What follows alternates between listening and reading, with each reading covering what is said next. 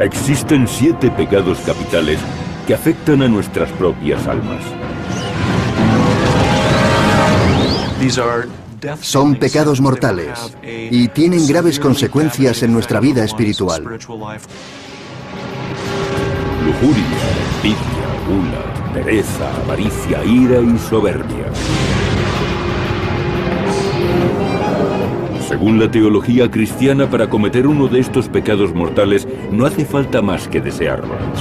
Las Escrituras dicen que el pecado se paga con la muerte. Detrás de cada uno de estos pecados hay una historia oculta que explica por qué llegaron a ser mortales. Los 7 pecados capitales han tenido una enorme repercusión en la historia, en la sociedad y en nuestras almas. No se pueden transgredir las leyes de Dios sin pagar un alto precio. Y el más tentador de los 7 pecados capitales es la pereza.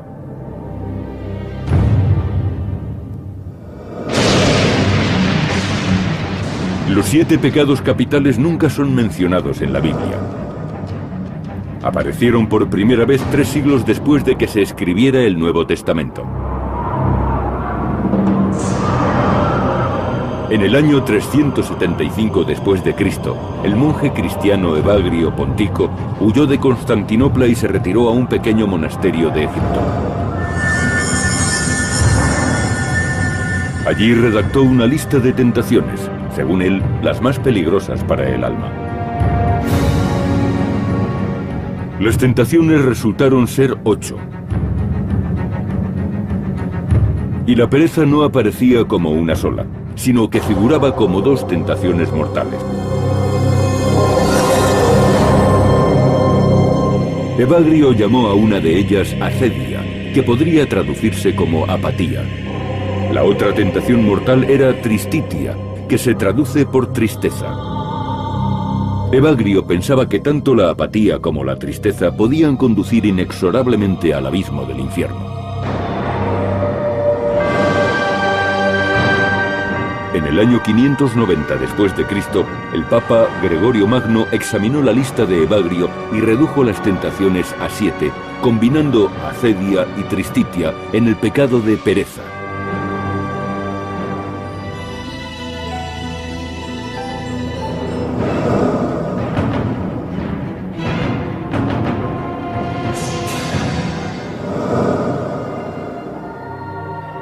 Con frecuencia, la pereza es considerada como el menos evidente de los pecados. Sabemos que la pereza es uno de los pecados capitales, pero en realidad no parece tan obvio.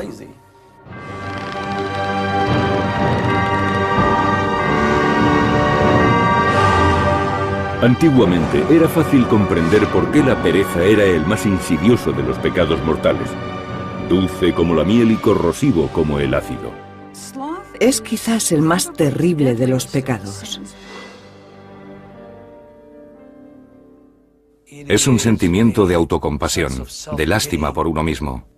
Es como estar continuamente diciendo, qué pena me doy. Y eso conduce a una actitud letárgica. La pereza es lo que permite que existan la pobreza y la injusticia, y que nadie luche contra ellas. Somos demasiado perezosos para hacer algo al respecto.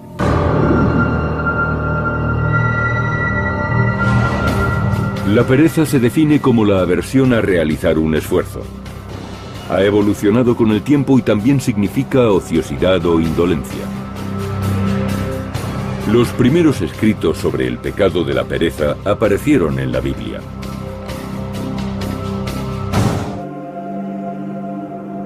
En las Sagradas Escrituras se denuncia reiteradamente la ociosidad y la pereza.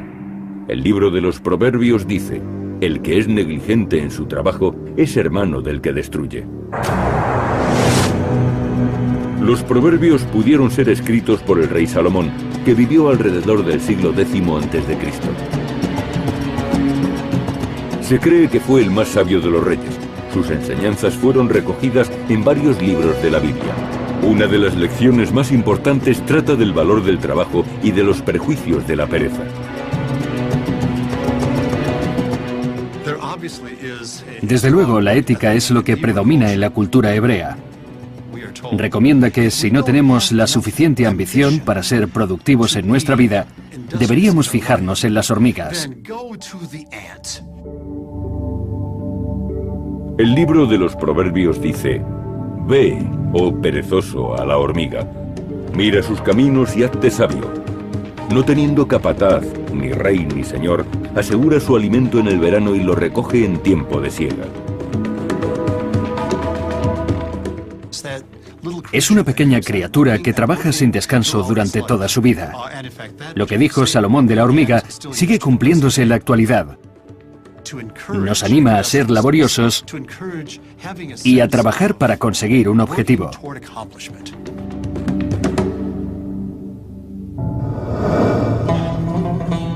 En una sociedad agrícola como en el antiguo Israel, no ser amigo del trabajo podía llevar a la persona a morir de hambre.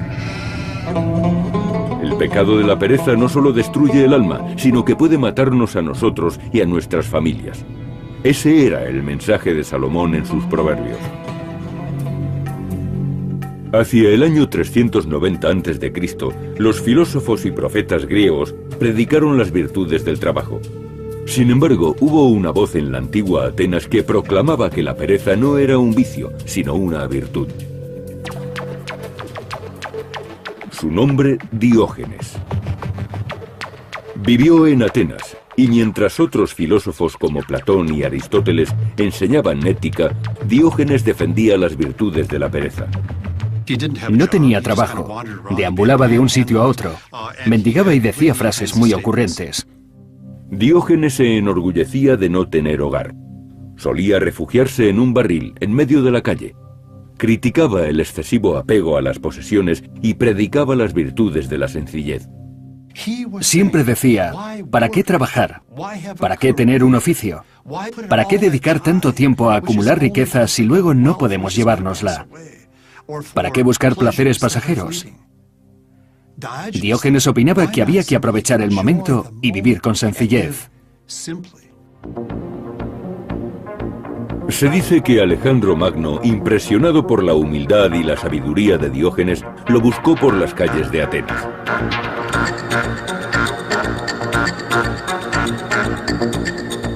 Alejandro le dijo: «Pide lo que desees y te lo concederé». A lo que Diógenes respondió: «Solo que te apartes porque me tapas el sol».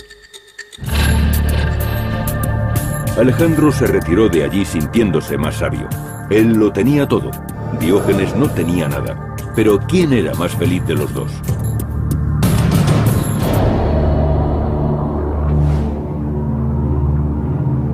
Curiosamente, 300 años más tarde, Jesús dijo cosas muy parecidas.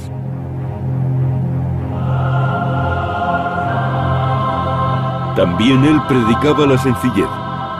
Mirad los pájaros del cielo, que ni siembran ni recogen, y sin embargo mi Padre les da de comer.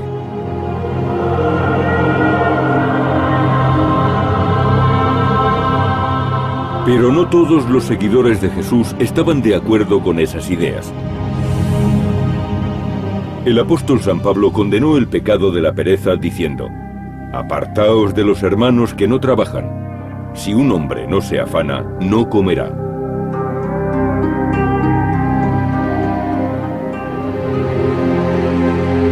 En la civilización occidental siempre se han destacado las virtudes del trabajo.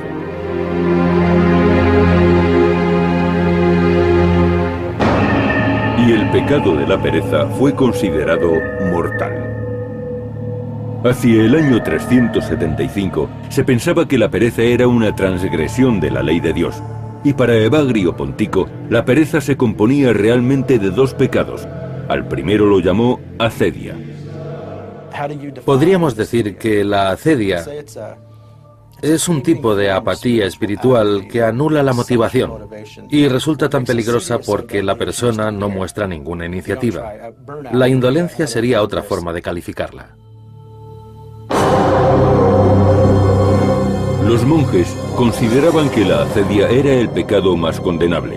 Uno de ellos escribió: «La acedia es el terreno particular de los ermitaños. Hace que un monje esté disgustado por su celda y que desprecie a los hermanos que viven con él.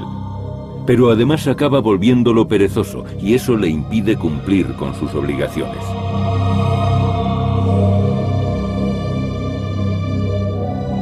La acedia no se corresponde con el significado moderno de pereza, más bien expresa apatía y melancolía.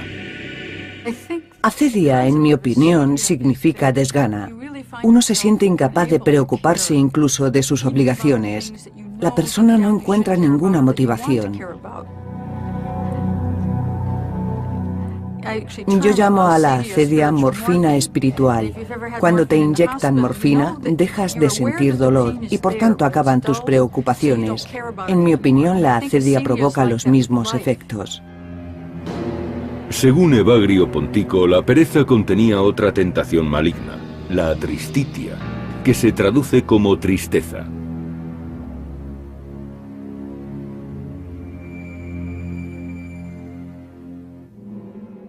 Evagrio opinaba que la tristeza era una falta especialmente condenable. Se trataba de una actitud muy destructiva, ya que no solo perjudica a los que la padecían, sino también a los que estaban cerca. Este pecado se contagiaba con excesiva facilidad de unas personas a otras.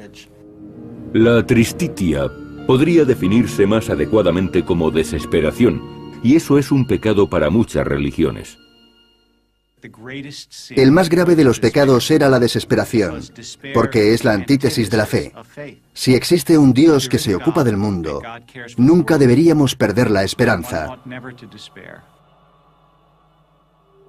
Para los antiguos monjes, la desesperación era un pecado, debido a la actitud que nos hace tomar. Cuando nos desesperamos, estamos rechazando la vida que Dios ha elegido para nosotros. Me pregunto por qué hace 1500 años se consideraba que la tristeza era pecado. Ahora no tendría sentido. Yo creo que la depresión iba añadida a ese concepto. Y es lo que debía de entenderse entonces por tristeza.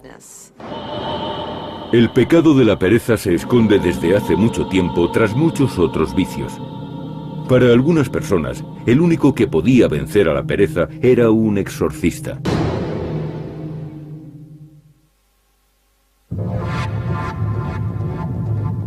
Los 7 pecados capitales han sido utilizados como guía por los cristianos durante más de 1000 años. El pecado de la pereza se caracteriza porque combina apatía, descuido, dejadez y desconsuelo. Pero en la antigüedad, muchos opinaban que no era un pecado, sino una enfermedad. Alrededor del año 500 a.C., los griegos pensaban que la pereza podía ser curada.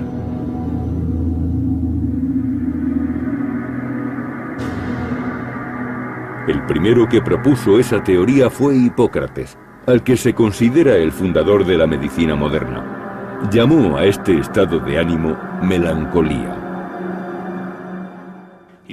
La describió como una condición cuyos síntomas eran la tristeza, la ansiedad, el desánimo moral, la tendencia al suicidio y el miedo prolongado. Y dijo que los pacientes que sufrían esas emociones tendían a perder el apetito y a aislarse del mundo. Hipócrates creía que estos síntomas se debían a un desequilibrio entre los 4 fluidos corporales, a los que llamaban humores. Y estos 4 humores eran la sangre, la flema, la bilis negra y la bilis amarilla. Demasiada bilis negra hacía que la persona se volviera melancólica, desganada y apática. Más tarde, los cristianos llamaron pereza a ese estado. Para curar esa descompensación de bilis negra, se practicaban sangrías, se provocaban vómitos o se aplicaban fuertes enemas. Eran métodos para limpiar el cuerpo de ese fluido. El tratamiento era doloroso y disuasorio. Hacia el año 200, los romanos dominaban el mundo, y el famoso médico Galeno propuso otra causa para la pereza. Galeno afirmó que la pereza estaba provocada por la incapacidad de liberar los fluidos sexuales. Galeno fue el mejor médico de Roma y entre sus pacientes le interesaban principalmente las mujeres. La cura de Galeno consistía en ayudar a los pacientes a liberar sus fluidos sexuales. Eso aparentemente curaba a las mujeres de la depresión. Para el mundo grecorromano, la pereza no era más que un síntoma físico. Algo que se correspondía con nuestro concepto de depresión. Sería interesante conocer hasta qué punto los perezosos sufrían del mal de la melancolía. Debe de haber existido una coincidencia significativa, porque la palabra acedia aparece frecuentemente en los tratados de medicina con el significado de melancolía. Hacia el año 400, el cristianismo era la religión dominante en el Imperio Romano, y el concepto de la pereza cambió de nuevo. Es curioso que antiguamente la depresión no fuese acompañada de ningún estigma concreto. Pero con la llegada del cristianismo, el concepto de depresión como pecado de acedia adquirió mucha importancia. Cuando Evagrio Pontico concibió la pereza como la suma de dos tentaciones, acedia y tristitia, cambió el modo en que la sociedad había entendido ese pecado durante siglos. Las enfermedades mentales eran enfermedades del alma y aparecían porque uno caía en desgracia ante Dios. Por eso sufrir depresión era algo vergonzoso. En la época medieval y en los siglos posteriores, el pecado de la pereza era causado por algo mucho peor que un desequilibrio en los humores. Seguía considerándose que la depresión estaba provocada por la invasión de espíritus y por tanto era obra del maligno. Se creía que este pecado era la consecuencia de una posesión demoníaca o de un trato íntimo con el demonio. La depresión era como los demás pecados, algo que ocurría cuando el demonio se apoderaba del alma. Evagrio incluso llegó a relacionar el pecado de acedia con un demonio concreto de la Biblia. En el Salmo 91 se menciona un espíritu maligno que actúa a mediodía. La depresión es un demonio que se manifiesta a todas horas. Siempre nos acompaña y destruye nuestra vitalidad.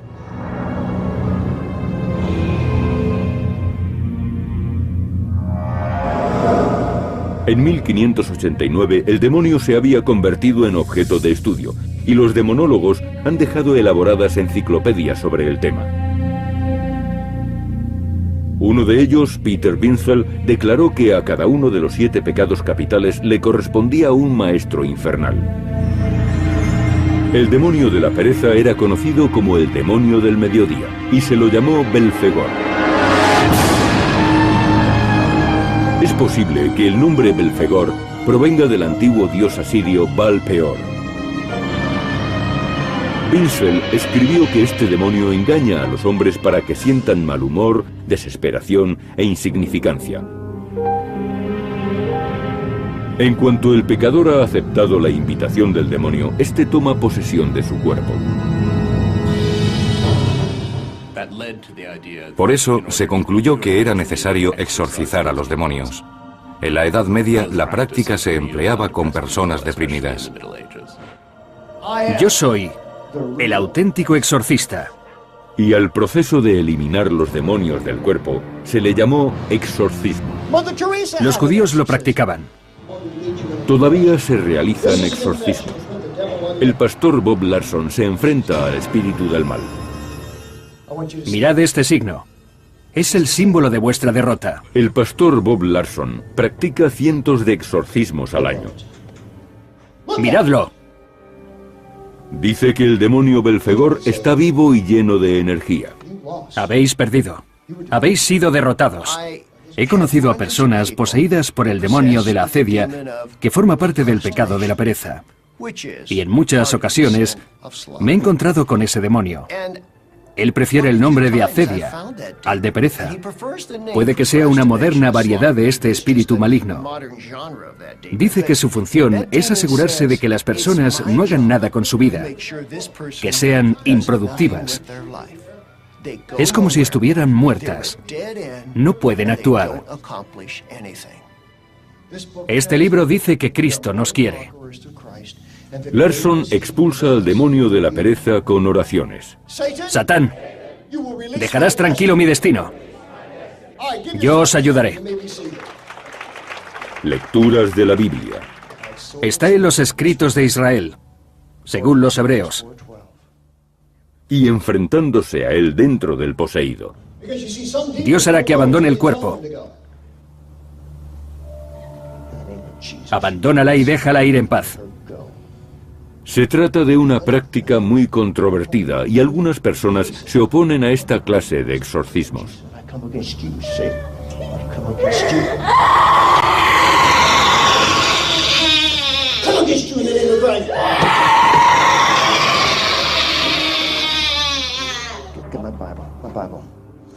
A veces se habla de los demonios interiores. Pero puede ser peligroso tomarse esta expresión en el sentido literal. Las personas psicológicamente débiles creen que es un auténtico demonio lo que habita en su interior y empiezan a tener experiencias muy desagradables.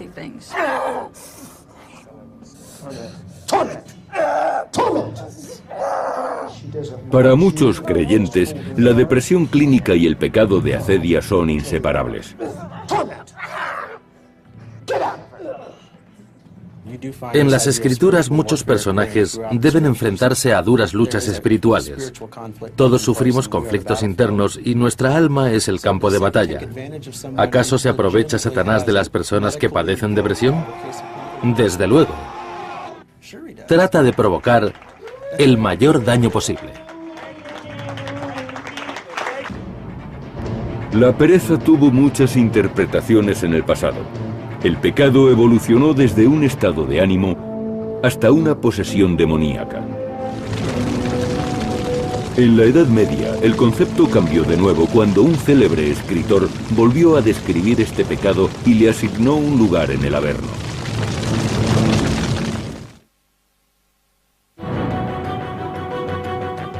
Los 7 pecados capitales son una parte importante de la teología cristiana. Uno de los más controvertidos es el pecado de la pereza. Para los antiguos griegos y romanos, la pereza era una enfermedad que conducía a la apatía, el abatimiento y a la depresión. Pero los cristianos de la Edad Media consideraban que la pereza era un pecado, una presencia demoníaca en el alma que conducía directamente al infierno. Y habían aceptado que esta terrible tentación integraba 2 emociones, tristitia o tristeza y acedia o apatía. La pereza era un pecado porque los enfermos de acedia y tristitia rechazaban la posibilidad de salvación. Eran personas incapaces de experimentar ningún placer. El futuro se les presentaba oscuro y despreciaban su vida pasada. Y si pensaban de ese modo, significaba que habían perdido la fe y la esperanza de su salvación. En el año 1320, los cristianos creían que aquellos que rechazaban la salvación solo podían esperar un destino, el infierno y la condenación eterna. Nadie describiría mejor el Averno que el poeta italiano Dante Alighieri. La obra épica de Dante, la Divina Comedia, es un viaje a través del infierno, el purgatorio y el cielo. Dante sentía una aversión particular hacia el pecado de la pereza porque conocía su poder. Creo que para Dante la acedia suponía un obstáculo al amor. Cuando inicia su viaje, es tentado por la acedia. Dante y su guía descienden hasta el 4.º círculo del infierno, donde encuentran a los que han cometido el pecado de la pereza. Es un pasaje del libro muy interesante. Desciende al círculo donde los pecadores están hundidos en una ciénaga y no dejan de morderse y de pelearse entre sí. Los condenados por acedia están sumergidos bajo la ciénaga. Apenas se les ve. Y cuando hablan, las palabras salen de algún lugar bajo la superficie. Los perezosos hablan a Dante y le dicen: fuimos nefastos y huraños, Dentro de nosotros llevábamos el peso terrible de la pereza y ahora estamos hundidos en esta ciénaga. Para Dante, igual que para la cristiandad medieval, la pereza podía conducir al peor pecado de todos, el suicidio. En el infierno de Dante, los suicidas son condenados al séptimo círculo, el bosque de los suicidas. Allí no pueden hablar hasta que alguien les rasgue la carne y empiecen a sangrar por la herida. Un alma que carece de ojos habla con Dante y le dice: yo no tengo historia que contar, me ahorqué en el dintel de mi puerta. Según los cristianos, suicidarse es cometer un asesinato, y en la actualidad sigue siendo pecado para muchas religiones.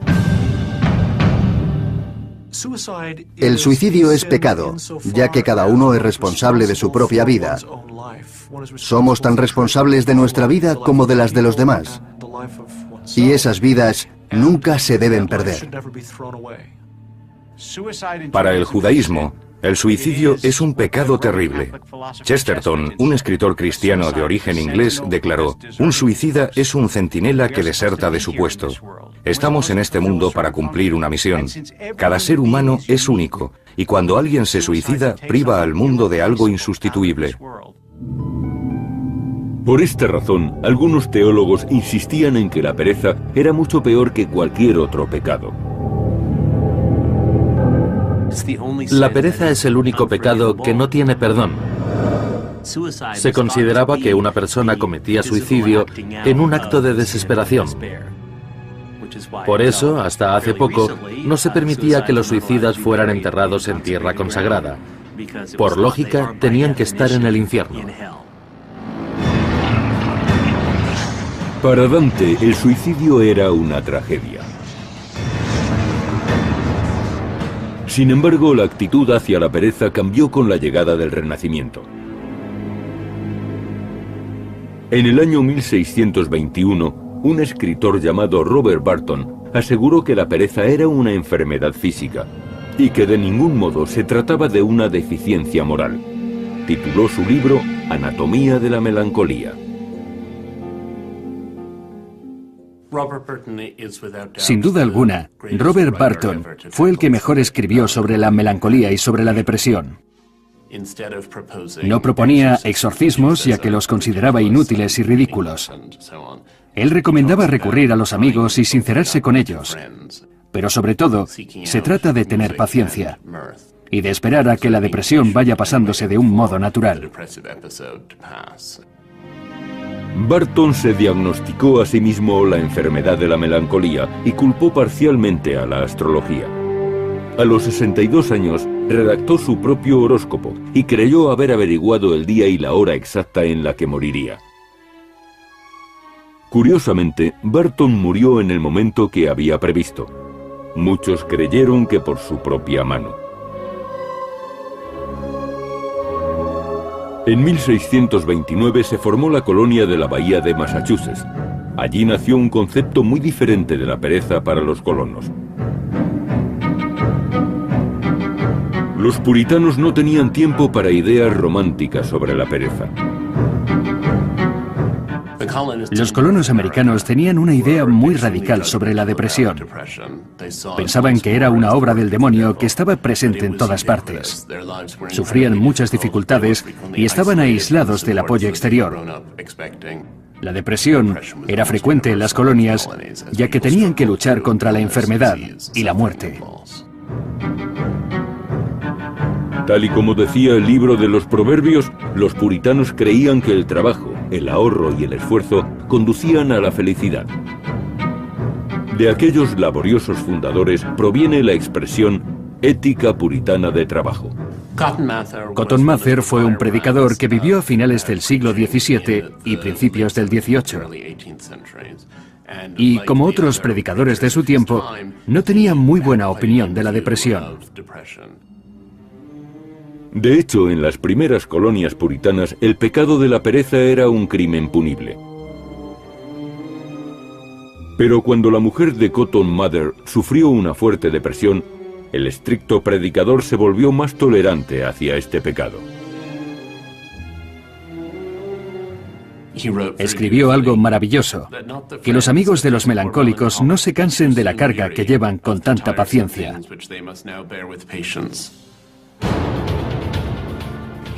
Separó la idea de enfermedad de la de pecado. Fue el primer puritano en hacerlo.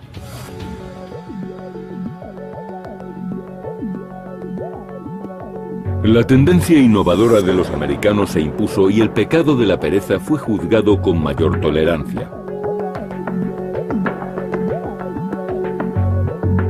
Por ese motivo, muchas personas intentaban aprovecharse de este pecado tan ambiguo.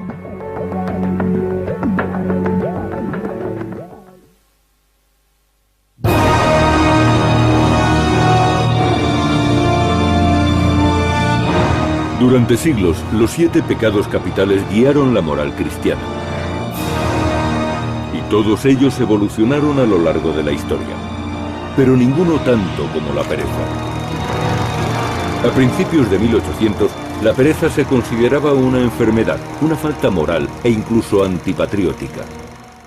Durante la Revolución Industrial se tenía una pésima opinión de la pereza.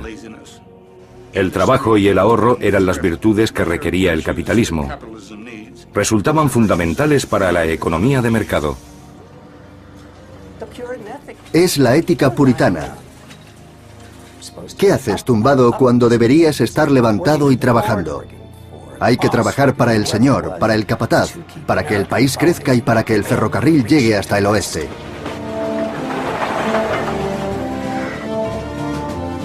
En 1869, el doctor George Miller Bird acuñó la palabra neurastenia. Definía un trastorno cuyos síntomas eran fatiga, pereza y apatía. Actualmente la neurastenia tiene otro diagnóstico, pero hace 100 años se consideraba que era una enfermedad producida por el exceso de trabajo. Y la padecían más los hombres que las mujeres, porque utilizaban más la cabeza. Eso decían. En aquellos tiempos, los inventores y los mercaderes aseguraban conocer la cura contra la pereza.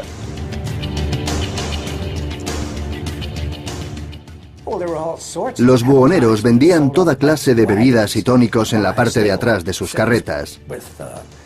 Además, daban espectáculos con banjos y organizaban bailes. A principios del siglo XX, los espectáculos de medicina ambulante tenían mucho éxito. Combinaban la venta con el entretenimiento. Y el producto más importante era un tónico que podía curar la pereza. Algunos remedios, como las pastillas de la compañía Kinkapoo y las raíces del Dr. Kilmer, eliminaban el cansancio e infundían el vigor de la juventud. Normalmente los ingredientes eran secretos. El ingrediente principal era el alcohol. La gente solía creer que se había curado, tanto si era verdad como si no. En la década de 1920 se recurrió a la tecnología para curar la pereza y se diseñaron unos dispositivos mecánicos que mitigaban los efectos de este mal. La electricidad actúa como estimulante. Había comida eléctrica, cinturones y sombreros eléctricos. Aparecían numerosos tratamientos curativos como las ondas de radio, los imanes de gran tamaño e incluso el agua radioactiva. Pero a la hora de revivir el espíritu y reducir la apatía, no hubo nada tan popular como las glándulas.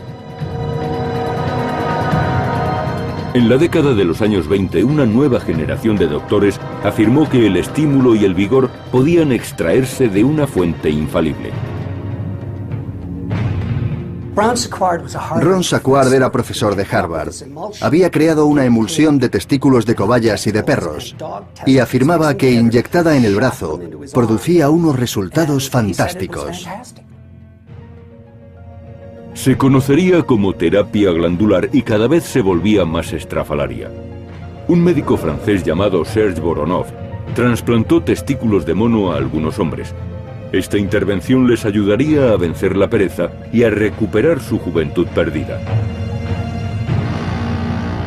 Esa cirugía se hizo muy famosa, incluso en la cultura popular. En las historias de Sherlock Holmes hay referencias a operaciones con glándulas de mono, y también en una canción de la película Los Cuatro Cocos de los hermanos Marx.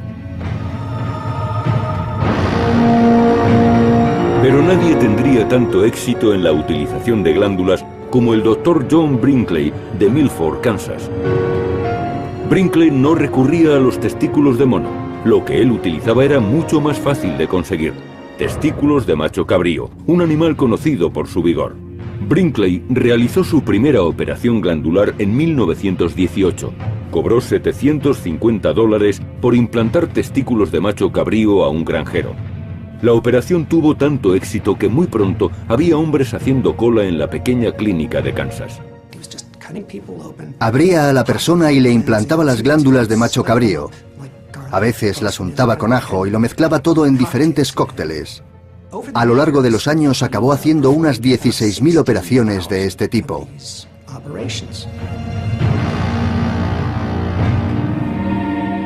Las operaciones de Brinkley eran conocidas en todo el país. Se decía que combatían todos los vicios asociados a la pereza, especialmente la impotencia. Brinkley aseguraba que las glándulas de macho cabrío habían curado 27 enfermedades, desde el enfisema hasta las flatulencias. En cierta ocasión aplicó el tratamiento a un senador de Colorado. El paciente alardeaba orgulloso de llevar glándulas de macho cabrío. 1 año y medio después, estaba muerto.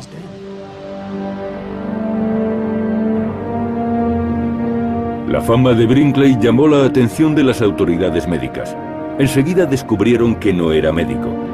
Además, cientos de personas se quejaban de que no habían mejorado tras la intervención, y 42 habían muerto en la mesa de operaciones.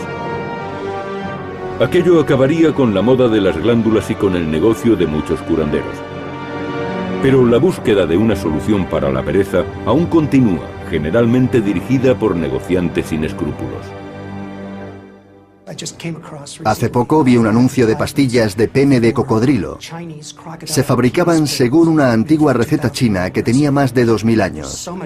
En Internet podemos encontrar muchos productos de ese estilo. También ahora existen miles de charlatanes como Brinkley. Ofrecen remedios milagrosos en la red y en los infocomerciales de televisión. A mediados del siglo XX, la ciencia afirmó que la pereza no era obra de ningún demonio. Es una actitud controlada por compuestos neuroquímicos que se encuentran en el cerebro.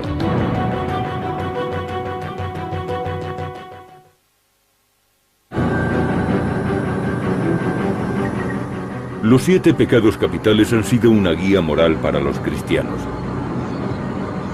Pero la pereza siempre ha sido el más controvertido de todos. ¿Es la pereza un pecado o una enfermedad? El debate ha durado siglos. En la actualidad, los expertos creen que la ciencia puede darnos las respuestas.